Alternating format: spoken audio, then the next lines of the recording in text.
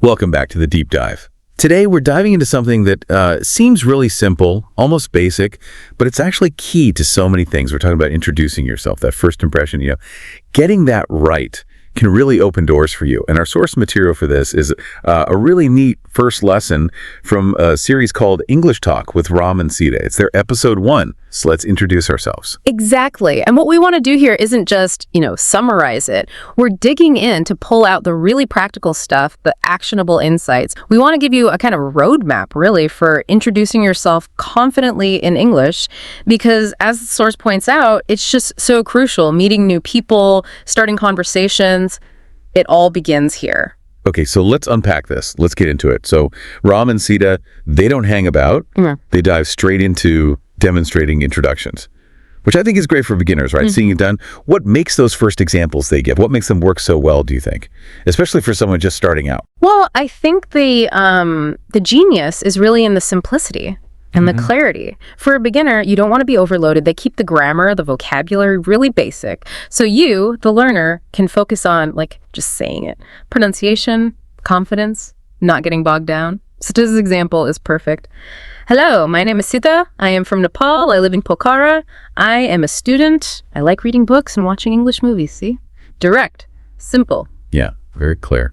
And Ram's is similar. Hello, my name is Ram. I live in Kathmandu. I am an English teacher. I love teaching and helping students speak better English. Again, super straightforward, easy to follow, easy to sort of copy and adapt. But they don't just show the final product, do they? They actually break it down. Yeah, and this is where it gets really interesting, I think. They go piece by piece, like just stating your name. They point at you and say, my name is, or I am. And they stress both are fine, totally interchangeable, though sometimes my name is might feel a touch more formal, maybe. For that very first meeting, I am can be a bit quicker, more direct, perhaps. Right, context matters a bit. Then they tackle something that I bet trips up a lot of learners. Sita asked this great question. What's the difference, sir, between I'm from Nepal and I live in Pokhara? That feels like a really common confusion point. Oh, absolutely. It's a fantastic question to include. And Ram's explanation is crystal clear. He says, I am from Nepal means your country or hometown. I live in Pokhara means where you stay now. He gives that example. Maybe you are from Chitwan, but you live in Kathmandu. That distinction between origin and current residence, that's a real aha moment. Totally clears it up. Yeah. Such a simple explanation for something potentially confusing. Okay, so from location, they move on to what you do, right? Yeah. Your job or role. Yeah. Occupation, again, keeping it simple. So besides I am a student or I am a teacher, Ram adds things like I work in a bank, I am a shopkeeper, or I am a housewife. And the core advice there is just brilliant in its simplicity. Just be honest and simple. No need to make it complicated. Just say what you do. Okay, and the last piece they cover is hobbies, interests, what you like doing. This feels like where you add a bit of personality. Exactly. It makes the introduction less factual and more human, more personal.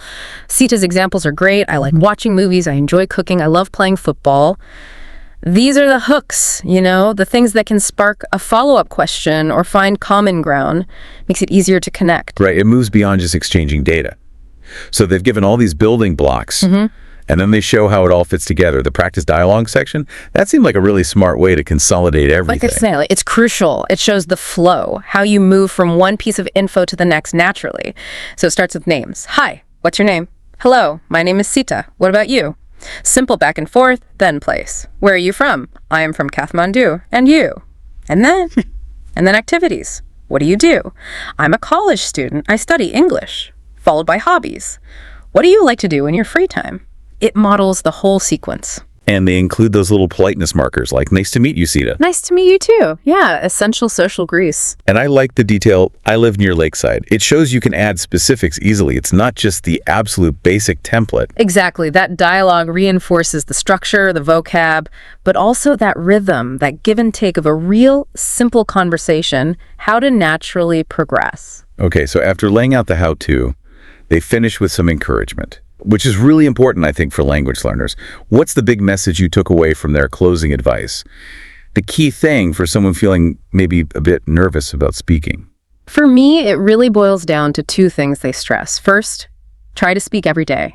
Consistency, even simple sentences help a lot. And the second, arguably even more important, is don't worry about mistakes. Mistakes are part of learning.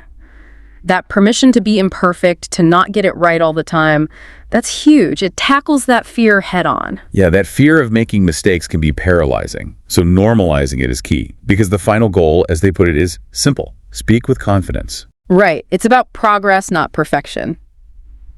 So there we have it. We've sort of unpacked this first lesson from English Talk with Ram and Sita, digging into how to introduce yourself effectively.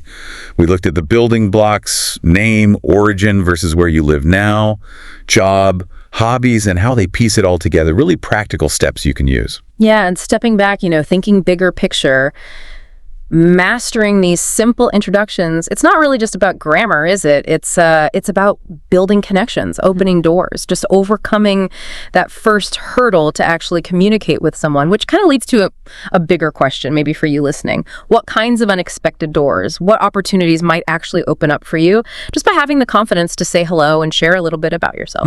That's a great question to ponder, something to think about. Thank you so much for joining us on this deep dive. We hope you found it useful. Now, go out there and give it a try. Introduce yourself.